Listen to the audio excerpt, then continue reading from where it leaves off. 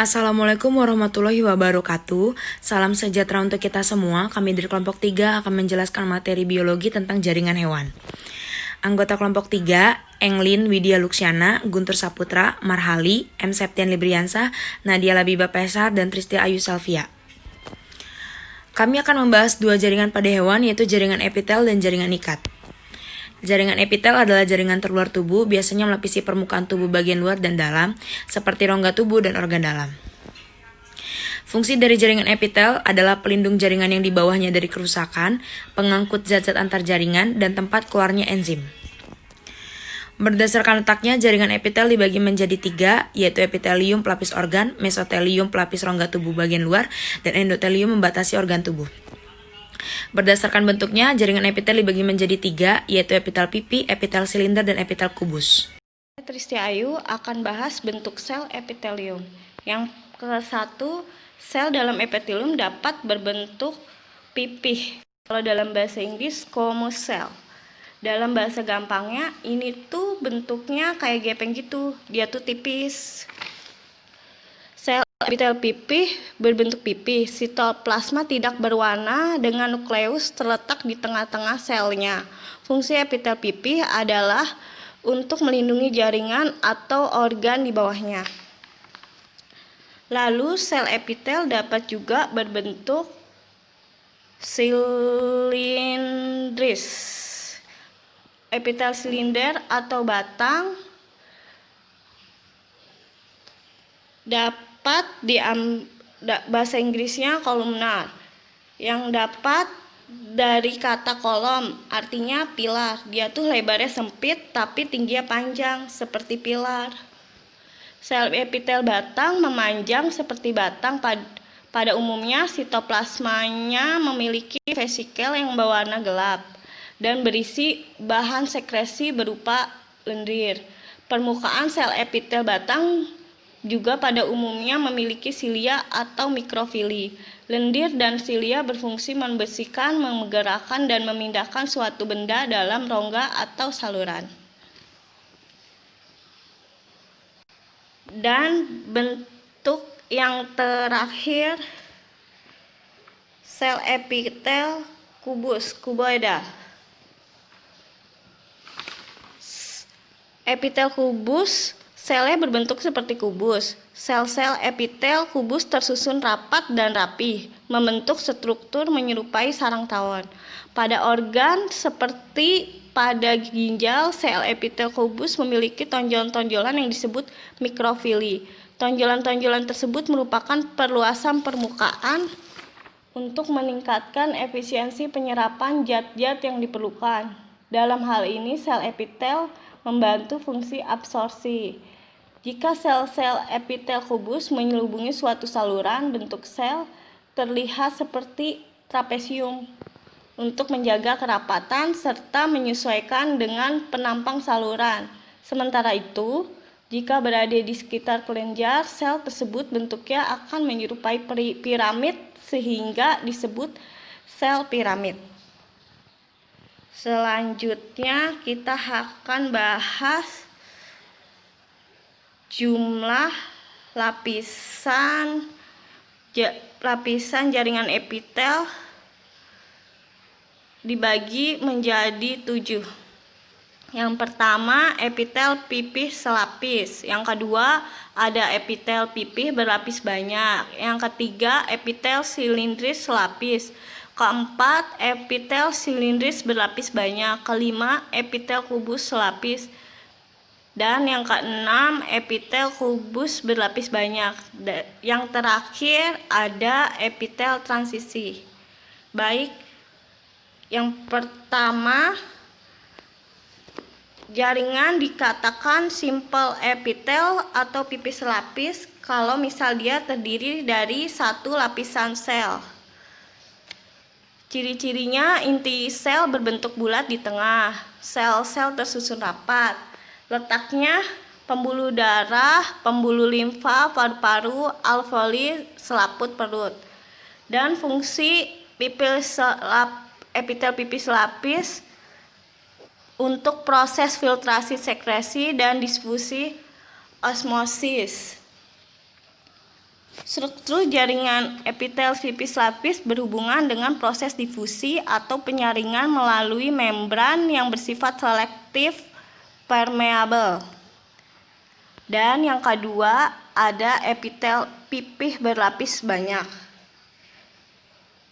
Jika epitel terdiri dari beberapa sel berlapis, maka dia dikatakan pipih berlapis banyak. Di atas basement membran terdiri lapisan atasnya. Di lapisan kedua duduk di atas lapisan sel pertama. Jadi kayak numpuk yang membentuk lapisan kedua.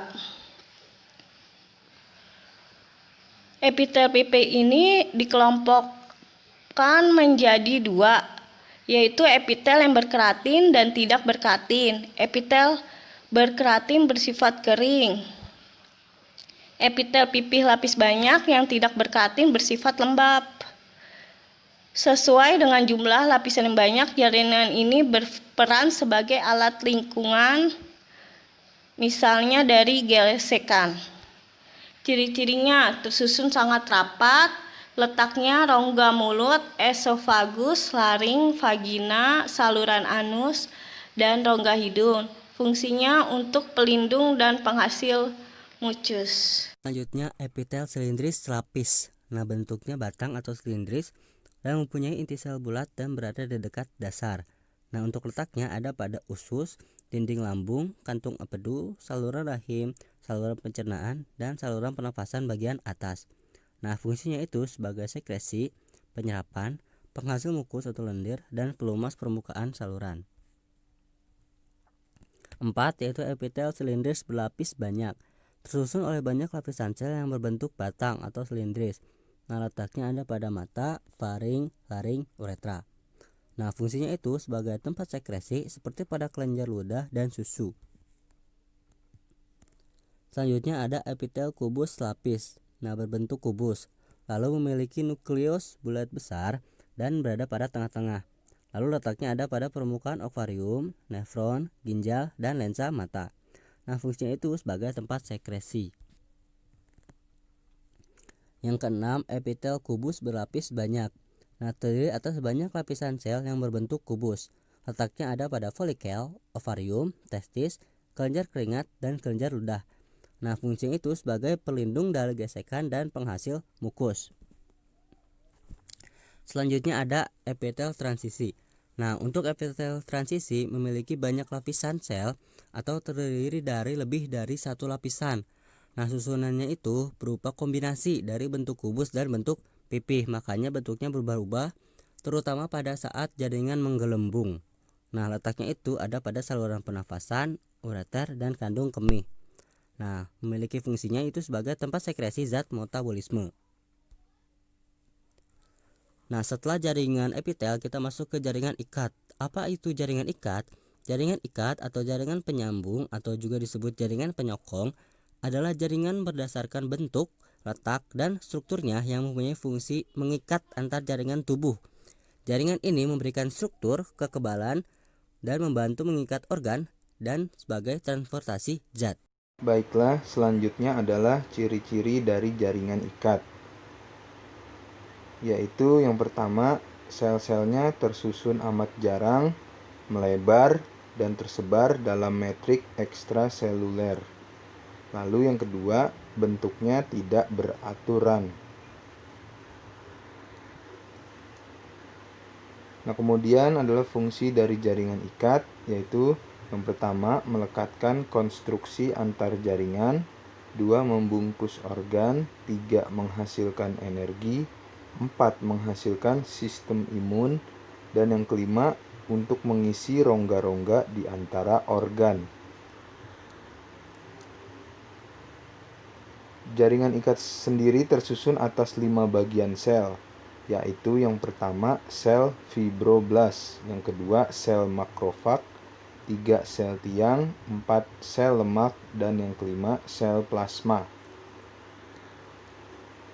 Yang pertama yaitu sel fibroblast, berbentuk serat dan berfungsi untuk mensekresikan protein. Lalu yang kedua, sel makrofag, berbentuk tidak tetap terletak di dekat pembuluh darah dan berfungsi sebagai fagositosis atau memakan zat buangan, sel-sel mati, dan bakteri. Lalu yang ketiga adalah sel tiang. Sel tiang ini berfungsi menghasilkan hormon heparin atau berperan dalam pembekuan darah dan histamin untuk meningkatkan permeabilitas kapiler darah. Yang keempat, sel lemak. Sel lemak yang berkelompok akan membentuk jaringan lemak dan biasanya terletak di bagian bawah lapisan kulit. Fungsi dari sel lemak adalah menyimpan lemak, di mana lemak itu berperan sebagai cadangan makanan dan mengatur suhu tubuh. Yang kelima, sel plasma. Sel plasma biasanya terletak di saluran pernapasan dan saluran pencernaan. Fungsi dari sel plasma adalah memproduksi antibodi untuk melawan antigen atau protein asing. Nah, kemudian di jaringan ikat juga terdapat serat yang terbuat dari protein dan dibagi menjadi 3, yaitu serat kolagen, serat elastis, dan serat retikuler. Yang pertama, serat kolagen. Serat kolagen tersusun atas kolagen sehingga bersifat kuat, daya renggangnya tinggi, dan elastisitasnya rendah. Serat kolagen berwarna putih dan biasanya terletak di kulit, tulang, dan tendon. Yang kedua, serat elastis. Serat elastis ini berwarna kuning, tersusun atas protein elastin dan mukopolisakarida sehingga elastisitasnya tinggi. Serat elastis biasanya terletak di bantalan lemak, ligamen, dan pembuluh darah. Yang ketiga, serat retikuler. Serat retikuler ini sangat tipis dan bercabang, tersusun atas kolagen dan terhubung pula dengan serat kolagen serta mengandung glikogen. Fungsi dari serat retikuler adalah penghubung jaringan pengikat dengan jaringan sebelahnya. Biasanya, serat retikuler terletak di hati, limpa, dan kelenjar-kelenjar limpa. Baiklah, saya akan lanjutkan. Bahan dasar pada serat tidak memiliki warna, tidak berbentuk, dan homogen.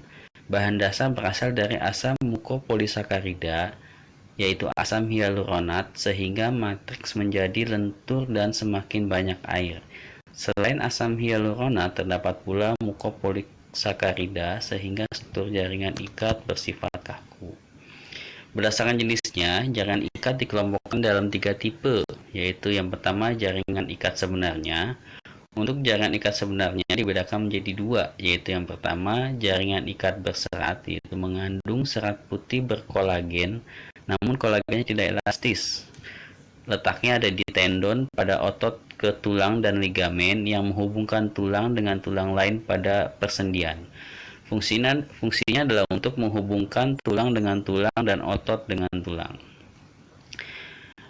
Bagian kedua dari jaringan ikat sebenarnya adalah jaringan ikat elastis, yaitu mengandung serabut elastis kuning.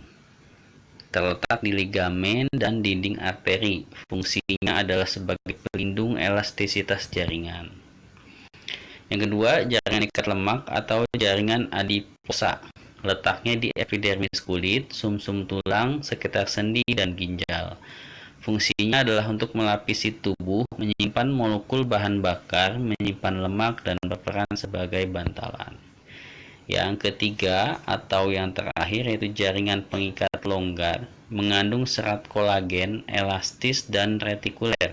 Letaknya ada di bawah kulit, dekat pembuluh darah, dan sekitar organ. Fungsinya adalah mengikat jaringan epitel dan jaringan di bawahnya, menjaga organ tetap berada di tempatnya. Baiklah, sekian inilah presentasi dari kami kelompok 3 tentang jaringan epitel dan jaringan ikat. Atas perhatiannya kami ucapkan terima kasih. Wassalamualaikum warahmatullahi wabarakatuh.